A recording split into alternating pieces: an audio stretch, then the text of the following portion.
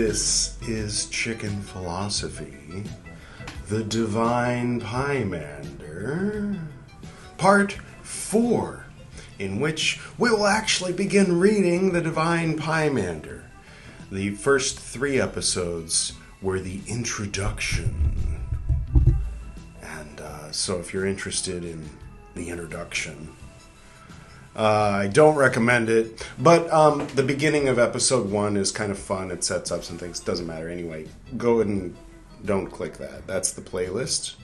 And, if you're in the future, then, part 5 and beyond are also there. So, there's that.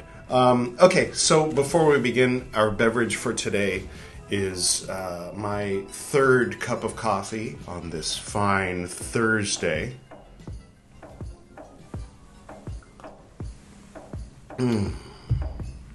Wednesday would be more appropriate, right? The mercredi. I speak French. I don't speak French. Anyway, sometimes I say things and I'm actually being sarcastic, and then I'm not sure if people realize I'm being sarcastic. Like if you saw that short where it starts off, "You're a brick." You're not a brick. The thing I'm saying is that these assholes think you're a brick. It's like in the Z formula where it's like, well, so the talisman or human or whatever is brought in and it's dead. So the first thing you got to do is baptize it and give it life so that it can be consecrated to the path. What path? The Procrustean Order of the Limited Value International, of course. Never mind. Just as a reference, a guide, not attacking Z formula specifically. I'm just saying it's a good reference and model for the assumptions being made by some kind of esoteric initiatory order about you. Surely whatever insights you gained as a 4-year-old looking at a clover leaf, not making a clover leaf like Trinitarian reference, but like whatever kind of leaf, a blade of grass, going, oh, yeah, okay. Well, you have no ideas because we haven't given them to you yet, so be an empty vessel and we can fill it up and then you'll be one of us, one of us, one of us.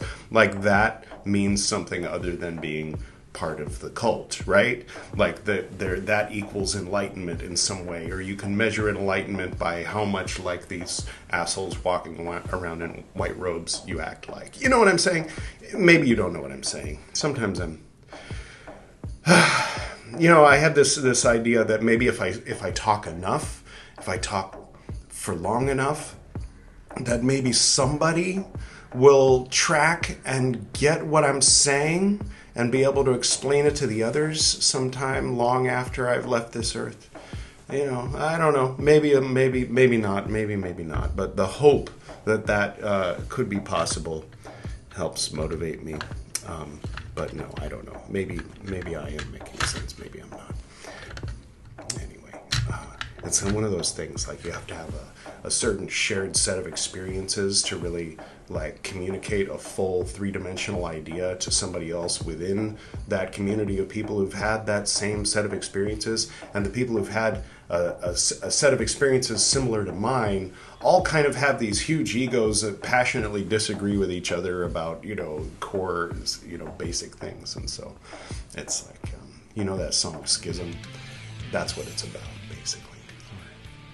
It's about the original one, not the one in Egypt, the one in London.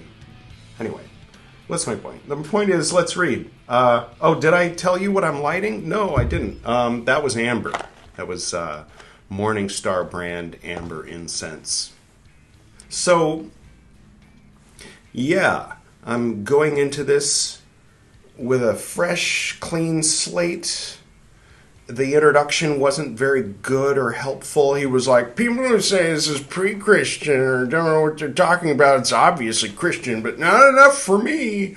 And it's like, okay, so the introduction's finished. I mean, it was like, introductions in general bug me. Just like, oh, don't spoil it. But this guy was like, let me tell you how Christian I am. I'm like, okay, all right. I think he's the translator too, so it's like, okay. So if we have any issues with the translation, we know who to blame. That fucking guy from the introduction. I assume. He didn't say. The introduction's just kind of thrown in there like it's written by God or something. So I have a lot riding on this. I mean, I in my own mind and heart, someone gave me the name, Jin Aquarian gave me the name Pymander Aquarian 13 years ago-ish, 12 years ago and change. And, you know, kind of like in my mind drew attention to the fact that of all the books in the Collectanea Hermetica, the Divine Pymander is one that I haven't read, and yet I was running a sanctuary that looked like this. I'll just scroll through some images. That's in my old house.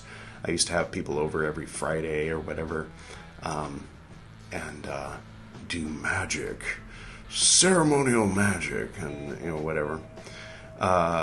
Did that from, let's see, my mom started it in 97, then she died, and I think the first time people showed up, I announced I was reopening the sanctuary. Back then it was Hermanubis, deep cut, I guess.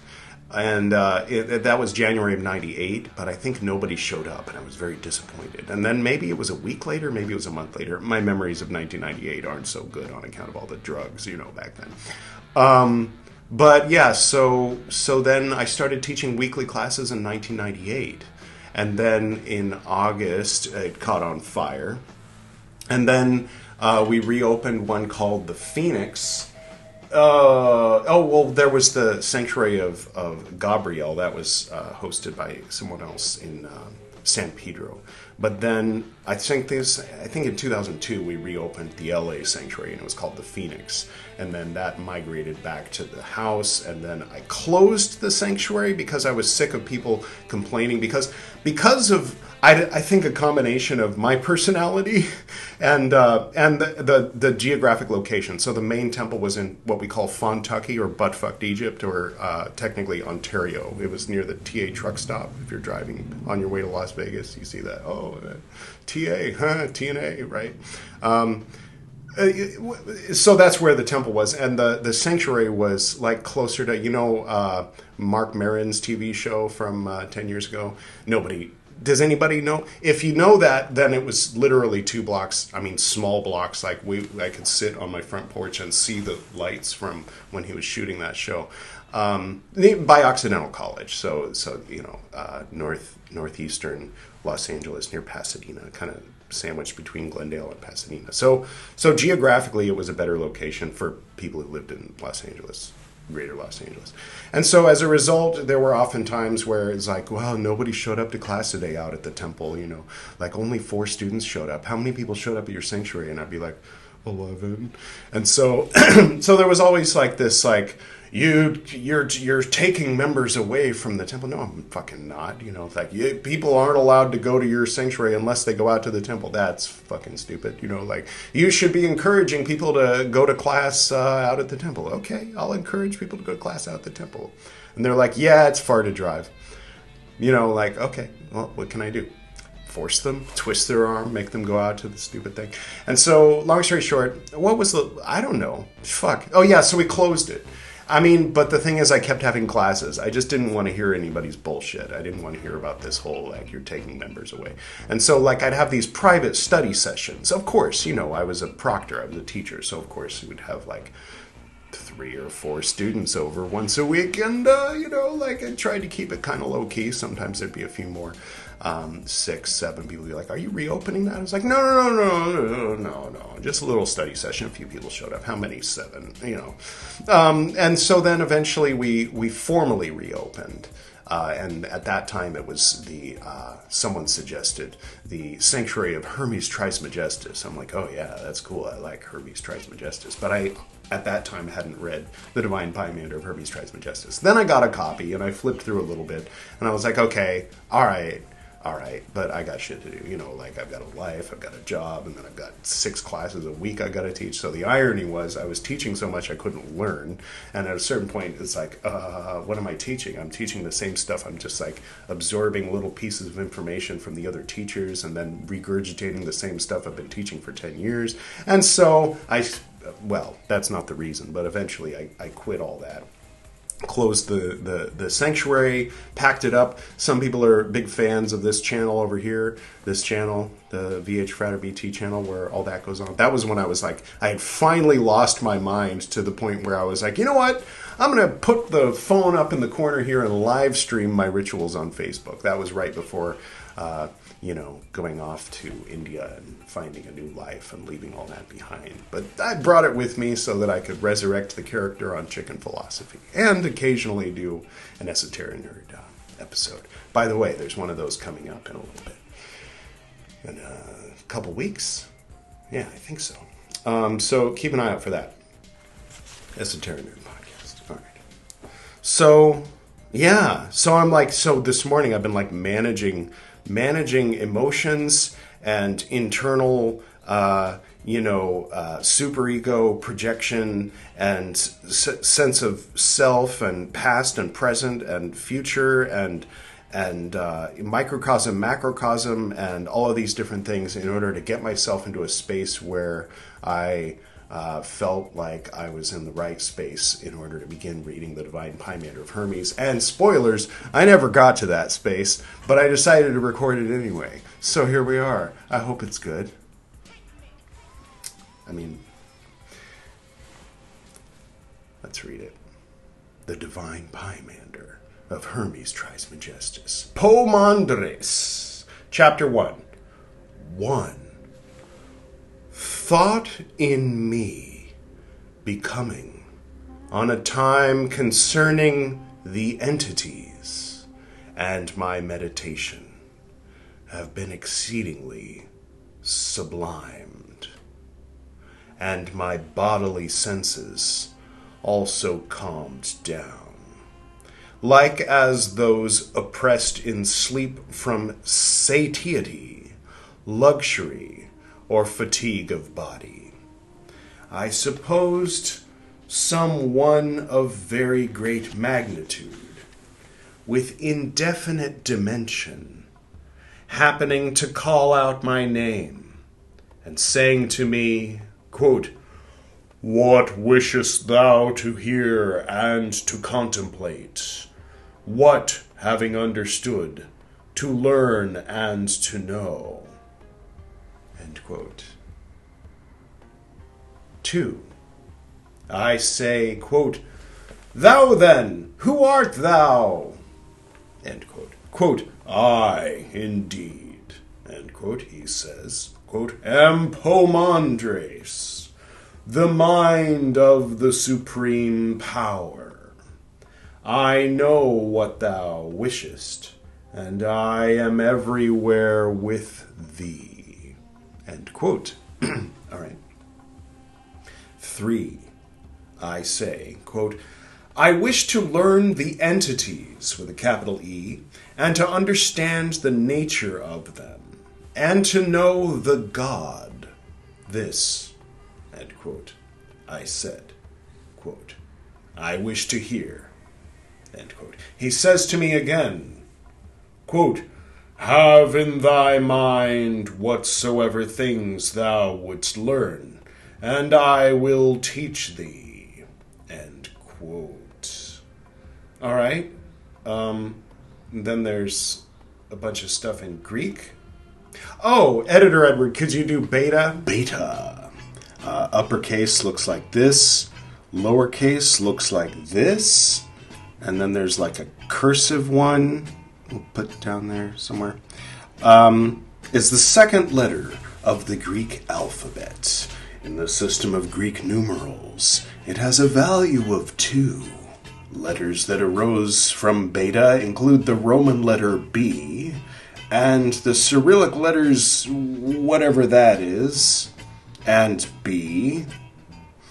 Like the names of most other Greek letters, the name of beta was adopted from the acrophonic name of the corresponding letter in Phoenician, which was the common Semitic word bait, or house. So this is the Phoenician, and this is the Hebrew.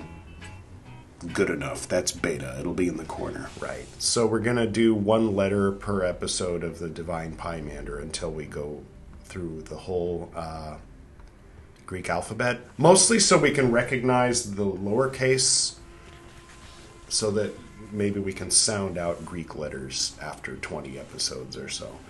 20 more episodes, I should say. All right. So let's put what it says here up there. So that's what it says. That's what I'm looking at. And there doesn't seem to be any translation of that. So that's annoying. You have to learn Greek in order to understand. Okay. These are footnotes. Okay. Good. So the thought in me is A. Entities is B. And meditation is C. So these are the Greek words. So he's letting us know that these, if you're wondering, the mind, what do you mean? Oh, it's this Greek word. I translated it as the mind. Okay, all right. Fair enough. That will become more useful with time as we learn the Greek alphabet and start to dive a little bit more into this stuff. Okay, cool. All right, so far so good, I'd say. One, there's a footnote 1. I don't know if I'm going to read all the footnotes. Pomandres, shepherd man, flock man, according to Menard. Preface P, shepherd of man, but no former editors have adopted this meaning. Yeah, so it could mean knowledge of Ra, but according to the introduction, seems more likely that it means shepherd of men. But because it's all supposed to be Christian or whatever. But knowledge of Ra, shepherd of men. I don't know. Anyway. 4. Speaking this, he was changed in the form, and immediately all things were disclosed to me in a moment. And I see a spectacle indefinable, all things having become light, more pleasant and joyous. And having beheld, I was gladdened. Okay, and there's a Greek word that he translates as gladdened. I'm not going to worry about that. Right or wrong, I'm going to trust the translator, who I already am a little bit like, who the fuck is this guy? But just for the sake of reading something and having it flow and not stopping and questioning every choice he made, we'll just say gladdened for now. And after a little, darkness was brought down, in part having become dreadful and horrible, sinuously terminated. There's a Greek phrase. What do you mean sinuously terminated? Something Greek. So that I imagined myself having seen the darkness changed into a certain moist nature, unspeakably disturbed, and giving forth smoke as if from fire, and emitting a certain sound, ineffable, mournful. Then a noise from it was inarticulately sent out, as I supposed the voice of light. 5. From the light a certain holy word descended upon nature, and a pure fire sprang forth from the moist nature upwards on high. It was light and sharp and drastic also, and the air being light followed the spirit, it ascending up to the fire from land and water, so that it seemed to be suspended from it. Earth and water remained mingled in themselves, so as not to be distinguished from the water, and they were moved by the unborn spiritual word to hearing. 6. Then the Pymander to me. And Pymander, as far as I know, is just a sort of bastardized way of saying Pymander. So Pymander is closer to the original Greek word. And Pymander is just, at some point, English-speaking people, or whoever, I don't know, French-speaking. It ended up with the Divine Pymander as a title. But it's Pymander. You get it? So, I mean, he defined Poimandres in a certain way. I am everywhere, I know everything, and I follow you everywhere.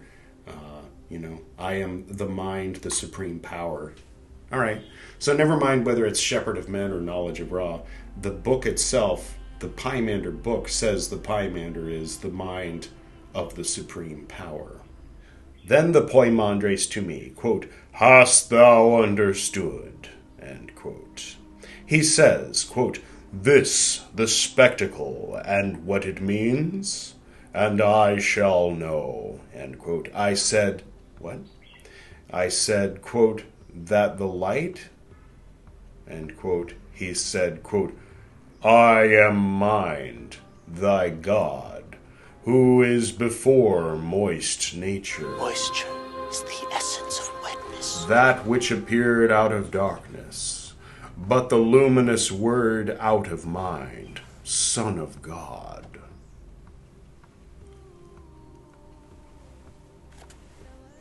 End quote. Quote, "What then?" End quote, I say. Quote, "Know thus that in thee seeing and hearing is word of the Lord, but the mind, Father God, for they are not distinct from each other, for the union of these is life." End quote. Quote, "I thank thee," end quote, I said. Quote, "But understand the light and become acquainted with that," end quote, he says. 7. And saying this, he looked me in the face for a long time, so that I trembled at the form of him. But he, having nodded, I beheld in my mind the light, being in numberless powers, and the world having become illimitable, and the fire to be restrained by a very great force, and subdued, to have assumed a stationary condition. But I comprehended beholding these things, because of the word of Poimandres. 8. But when I was in astonishment, he says to me again, quote, "Didst thou see in the mind the archetypical form, that existing before the indefinite beginning?" End quote. This Poimandres to me, quote, "These then," end quote, I say, "elements of the nature whence constituted are they?" End quote. Again he to me, quote, "From the will of God, which taking the word and beholding the beautiful world..." It's a beautiful world. It's a beautiful world. It's a beautiful world. For you. Thank you, Jerry. This is Jerry. You're thinking of the Devo. People usually think of Mark, but the Jerry and Mark, and never mind. Okay, continuing. "And beholding the beautiful world, formed an imitation, making the world by means of elements of itself, and progenies of souls." End quote. Okay. 9. But the mind, the God, being masculine, feminine, originating life and light, begat by word another mind creator, who being God of the fire and spirit, created some 7 administrators, encompassing in circles the sensible world, and their administration is called fate. 10. Immediate, this kind of ties in, I hate to say it, but same area, same language, same general time period, so okay. The Secret Book of John, maybe one guy was over here, "What you writing over there?" It's like, "I'm writing something." What are you going to call it? "I'm going to call it the Secret Book of John." "What are you writing?" "I'm writing something." "What is it?" "I'm going to call it the Divine Pymander of Hermes Trismegistus." Ooh, So some overlapping ideas are not to be too surprised by. And the fact that there's like Christianity in the minds of people in 3rd century Greece-ish isn't much of a surprise either, is it? Okay. But they're playing within and around and from and to, and I don't know. I'll stop talking. But they said life and light, but they also said Son of God and the Word and a bunch of stuff. So, all right. Okay, continuing. Yes. 10. Immediately from the down-born elements sprung forth the word of the God to the pure creation of all nature, and was united to the creative mind, for it was of the same essence.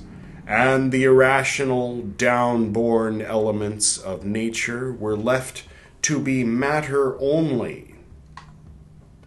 There are so many footnotes, but it's like it's a level of footnotes where I feel like if I stopped to read all these footnotes, we'd lose the sense that we're even reading something, or we'd be like, what?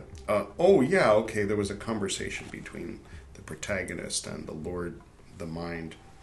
And everything's just like quotes from, well, according to this, according to this, that, according to that, this might be a reference to this, like, okay. So I'll just read the text for the most part. If there's something like baffling with a footnote next to it, then we'll check the footnotes. Otherwise, we'll just stick to the text. All right. If you want to read it on your own, you'll get your own copy and stop watching me read it. And if you're in any way frustrated by my approach or my whatever, anything about this program, then by all means, get yourself a copy. I'm sure you can find it online for free if you want to. Okay. 11. But the creator mind, along with the word, that encompassing the circles and making them revolve with force, turned about its own creations and permitted them to be turned about from an indefinite beginning to an interminable end, for they begin ever where they end. But the revolution of these, as the mind wills from the down-born elements, brought out irrational animals, for it did not afford them reason. Can you imagine? It's like the animals. That'd be a different world, wouldn't it? But the air brought out winged animals, and the water swimming. And both earth and the water were separated from each other, just as the mind willed, and the earth sent out from itself the 4-footed animals which it had, serpents, wild and tame beasts. 12. But the Father of all things, the mind being life and light. Life and light? The red cross of life and the white triangle of light. Right? Yeah. Anyway.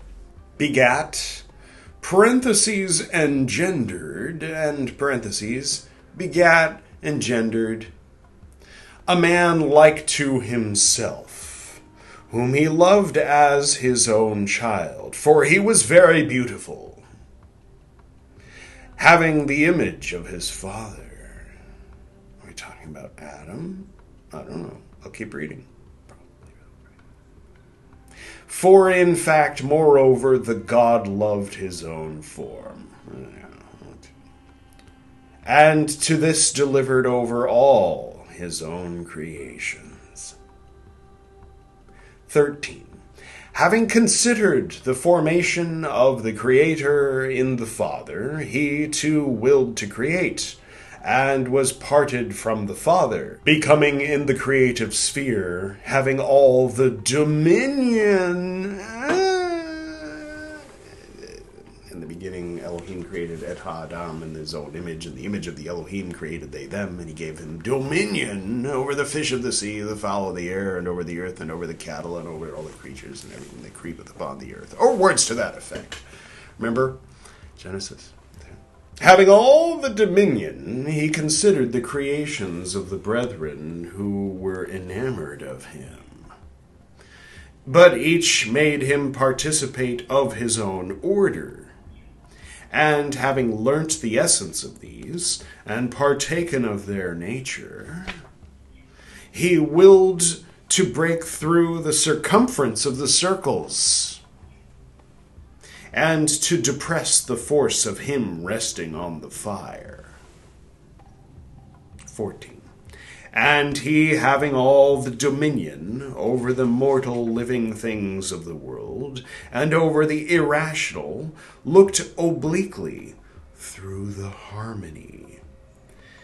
There's a footnote on harmony, and I'm tempted to look down at it, but I'm going to resist. No, okay. Plato in Timaeus, I'm already bored. Okay. Breaking through the might of the circles, and showed to the downward-born nature the beautiful form of the God, which nature, having beheld, having in itself insatiate beauty, and all the energy of the 7 administrators, and the form of the God, smiled. For love, as it were, having beheld the image of the very beautiful form of the man, in the water and the shadow on the earth. But he having beheld in the water the form like to him being in himself. Is this like Narcissus? Is Narcissus looking at himself? I'll have to pay attention more when I'm listening to this then. All right. A man in the water and the shadow on the earth. But he, having beheld in the water the form like to him being in himself, loved it and willed to dwell with it. But along with the will came energy and begat the irrational form. Right, yeah, you lose a little bit of energy when you jerk off into a river at a reflection of yourself, which I assume is what they're politely saying. 15. But nature having, not a river, maybe like a puddle or a pond or a lake. River, you don't get much reflection unless it's very slow-moving and wide. But nature, having received the beloved, completely embraced it, and they mingled. For they were enamored, man and nature, good times. And through this, beyond all living upon earth, the man is twofold, mortal indeed because of the body, immortal because of the essential man.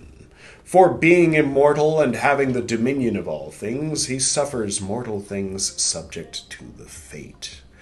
Being then above the harmony, he became a harmonious servant, but being masculine-feminine, being from a masculine-feminine father, and sleepless, he is dominated by a sleepless.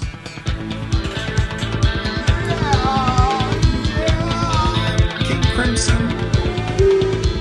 It's so good. It's about astral projection. Let's put the link in the description below.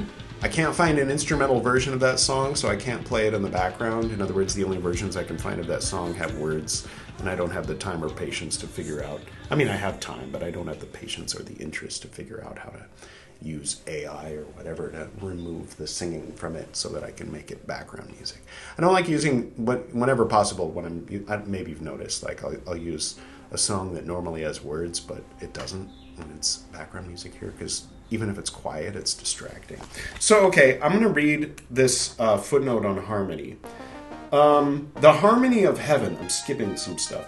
I'll just read the whole footnote. Plato, in Timaeus, in the main, according to the Pythagorean system, writes, after saying that God arranged the thin and light elements above the thick and heavy below, quote, when God put forth his hand in order to order the universe, fire and water and earth and air, having been produced, He fashioned them according to forms and numbers and put them together as far as was possible as should be most beautiful and best, end quote. The harmony of heaven is described in the Timaeus.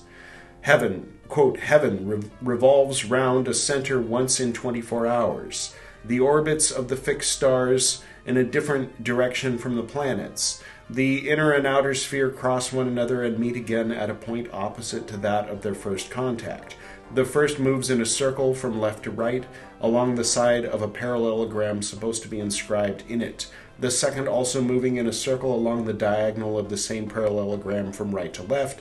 The first describing the path of the equator, the second that of the elliptic. To the sphere of the undivided he gave dominion, but to the sphere of the other or manifold it was distributed unto 7 unequal orbits, having intervals in ratios of 2s and 3s, 3 of either sort.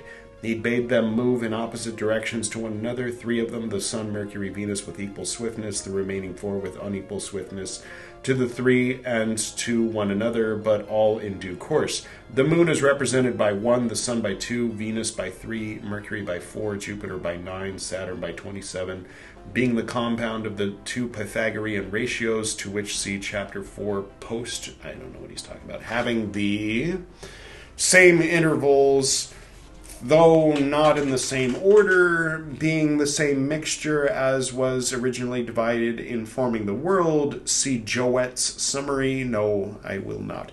The harmony of man, of his body, of the parts of it, and of the earth, detailed in Timaeus 6977. Why didn't you explain that in the footnote about harmony instead of this thing about the planets and stuff?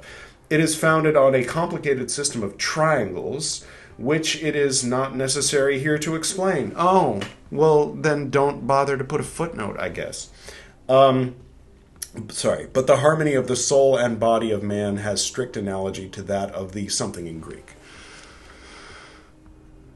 Let's avoid footnotes. They're frustrating. I thought we would get some clarification about what they meant by harmony, but it's like, let's talk about other references to harmony, but actually let's talk about something else, and then I'll tell you why I'm not going to talk about harmony. Like, okay, Timaeus. We'll put it on the reading list after this incarnation sometime. I don't know. I don't have time. After Collectanae Hermetica, or wherever it is, I don't know what I'm pointing at. It's here somewhere. We'll read something else, and then if I remember, we'll read Timaeus. Whatever. Triangles, huh? 16. And after these things, my mind, quote, for also I myself love the discourse, end quote, but Poimandres says, quote, this is the mystery concealed up to this day. For the nature mingled with man produced a certain most admirable wonder. For he, having the nature of the harmony of the 7, of which I spoke to you, of fire and spirit, the nature did not wait, but immediately brought forth the 7 men. After the natures of the 7 administrators, masculine, feminine, and sublime. End quote. After all these things, quote, O Poimandres, I have come now to a great desire, and am longing to hear. Do not diverge, end quote. And Poimandres said, quote, but be silent, for I have not yet completed to thee the first discourse, end quote. Quote, behold, I am silent, end quote, I said. Good start, and I feel really good about this. In the context of everything I said at the beginning of the intro, and in the context of the first 3 episodes in which I was starting to be like, what is this? Why are you going on like this? And what? So I think what it is it's a similar but different. Secret of the Golden Flower was good. I liked it. There were 1 or 2 things about it that, on a philosophical idea level, that I thought were interesting, possibly useful, but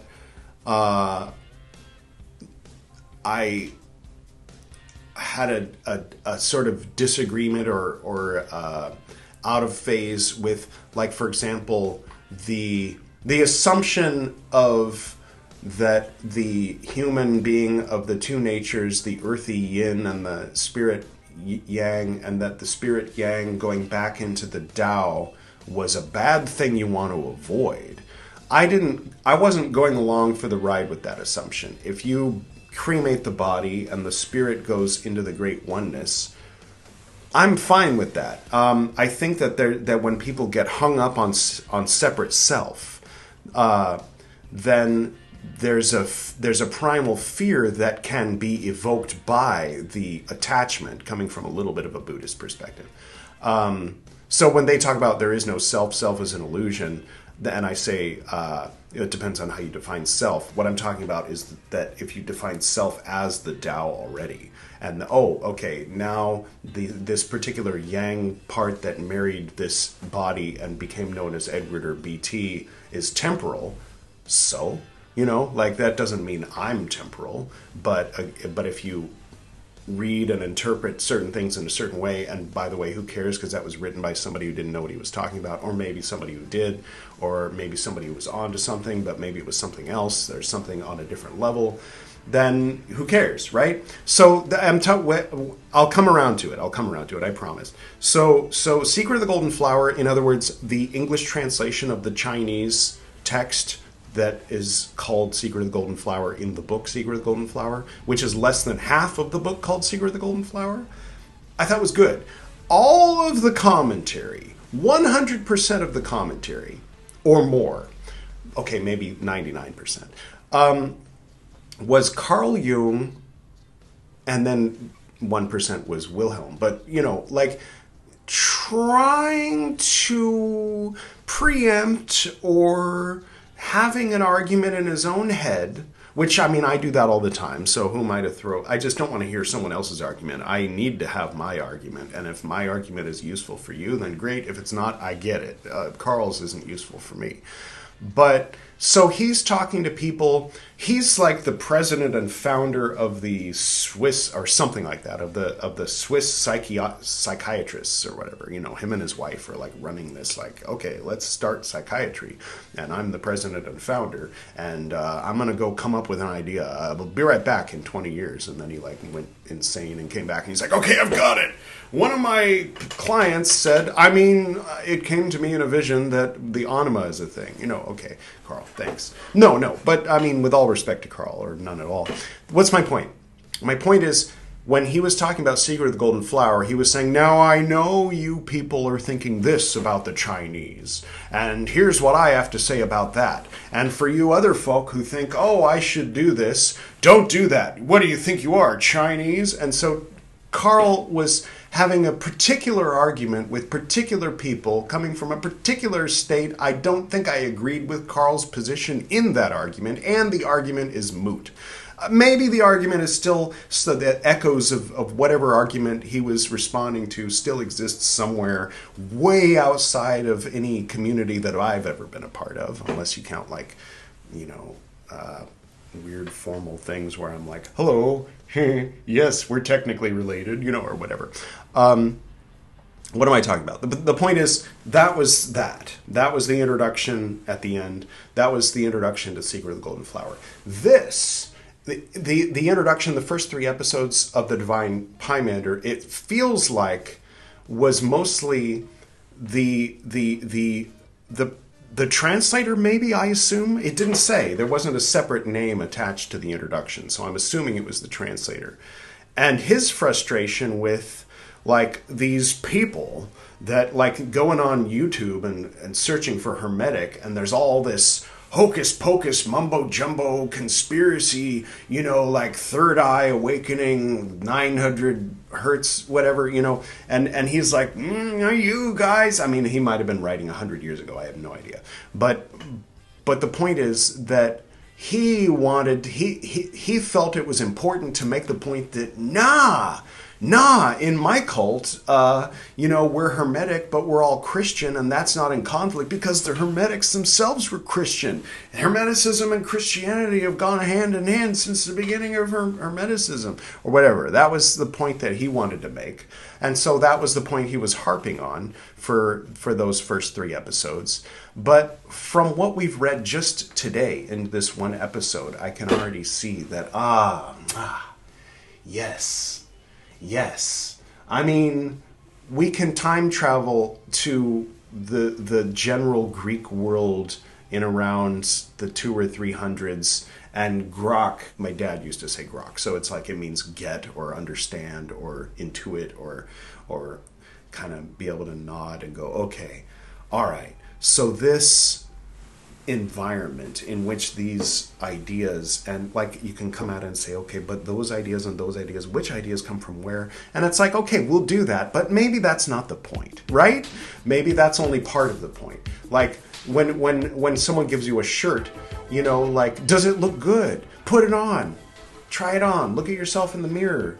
You have any shoes you can pair it with? Like, don't immediately get out your microscope and say, is it polyester? Or, you can look at the tag. But the point is, you know what I mean? There's a lot of different ways to approach something. And the introducer, the translator maybe, the guy who was writing the introduction, had one thing that he wanted to emphasize about one way of looking at something that has multiple dimensions to it. And I'm happy to have discovered that this has a lot of depth to it that goes way beyond, like, is it Christian or ain't it Christian? Is it the city of God or is it the pagans? Yeah. Like bouncy back and forthy. Because there's going to be Orthodox Christians by the Gnostic definition or by the everybody else definition, whichever, that are gonna look at Hermeticism and say, it's a bunch of hocus pocus, not Christian at all. It has a little Christianity in it, but that doesn't mean anything. So did David Koresh, right? And then there's going to be people who are into Hermeticism who are like, this has nothing to do with Christianity. This is far superior to Christianity. The only thing, Christianity has a little bit of universal truth in it, and this is all universal truth. So, of course, they took their universal truth and then they shat all over it and put a copyright on it and then made it all about cookies and, redemption and all this. Where this is the actual ideas that come forth through the Hermetic path and blah, blah, blah, blah, blah. So there's going to be people on either side. It's Hermeticism, not Christianity. It's Christianity, not Hermeticism. You and I know that these are just like things that, like you can have a buzzword, you can have a connotation, you can have a, I like this, I don't like that, I prefer this, I don't prefer that, this is too much like that. But, acknowledging that there's going to be people who have more of a mixture like this and more of a mixture like that. There's a guy on Facebook. I have like 5,000 Facebook friends. I hate to say it, but on the BT account. And I saw this guy posting pictures of his Golden Dawn temple with Orthodox crosses over it and said, this is my temple dedicated to the Theotokos. And I clicked heart. I usually don't interact, with strangers on the internet, but I clicked heart, and not because I think that, that the Roman Catholics are too woke on the issue of gay marriage. I don't. I hate that's what puts the Orthodox in the news, and I'm more on the side of what's that, Pussy Riot or whatever, you know what I mean, like than on the side of the Russian church. But I love the aesthetic, the incense, the chants. Let's play some Russian chants. The Rachmaninoff, you can find it in the description. The point is, it reminded me of myself when I was younger. It reminded me of Alex. That is Alex. Yes, that one. And it reminded me of those days and how I used to stylize, my LBRP and my S sub whatever on the Byzantine style of chanting, and it was beautiful. I like that. I mean, I'm not that, probably. I feel like a resonance with it more than I should for somebody who's such a heretic and who's so vehemently disagrees with a lot of the core principles upheld by maybe both traditional Golden Dawners and Greek Orthodox Christians, but when I see that mixture, I can't help but be like, oh, that's nice. Oh, like a certain smell of incense comes to mind, and you know, it's like, I don't know. I feel like it's a shame that you can't promote an aesthetic, or you can't exist within an aesthetic without it being implied that that you agree with the politics of the people who hold the copyright on the aesthetic. You know what I mean? Like if I want to tattoo a Mickey Mouse, then I shouldn't have to agree with everything Disney says. You know what I'm saying? I don't want to tattoo Mickey Mouse, but I have one of the Rose Cross, so there's a little bit of investment in what does that mean? What does it mean to me? What does it mean to others? What does it mean to... I mean, I don't know. Whatever. I've had it for a long time, so I've come to terms with it on various levels. But, all right. I don't know. Now I'm just rambling, but I don't know. Like, sometimes I like to just put the filter in the river and see what it catches. And then afterward, like, I'll be editing and go, oh, I said that. Huh. I'll put this music in the background while I'm talking about that, you know, and it's not meant to be organized. It's not meant to have a point. It's not meant to bring anyone to any particular. It's all for myself, and maybe you'll enjoy it, maybe not. But then I publish it and make it public, and then make shorts out of it and post them as stories on Facebook to promote and let people know that what I'm doing. But that doesn't necessarily mean that I think what I'm doing is valuable to anybody other than myself.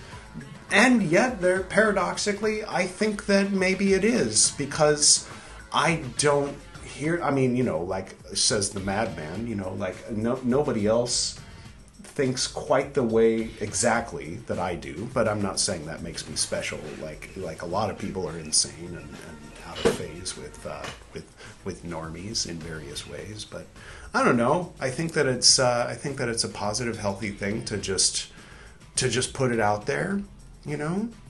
So, like, yeah, sharing these ideas, these books. If you're interested, you can get the book and you can read it on your own without my commentary. But my commentary on the book is something I wouldn't have known about until I read the book. But then, rather than reading the book, having the commentary, organizing it, writing it down, and then putting out a video essay, here's what I think as a result of having read, you know, the Divine Pymander. I'm just reading it aloud and having the response as I go. So it's a little messier, a little rougher, but rough. All right. On that note, cheers. Keep an eye on Esoteric Nerd Podcast, because there's going to be a new episode in a couple weeks. And all right, this was good. I'm glad. I feel encouraged. Looking forward to who's up next. Gwydion will be reading part 5. So we'll be continuing with the actual English translation of The Divine Pymander of Hermes Trismegistus. But up next is going to be Edward doing I Ching. So there you have it. I hope you have a wonderful Thursday, weekend. Let's say weekend. Have a wonderful weekend. Until next time.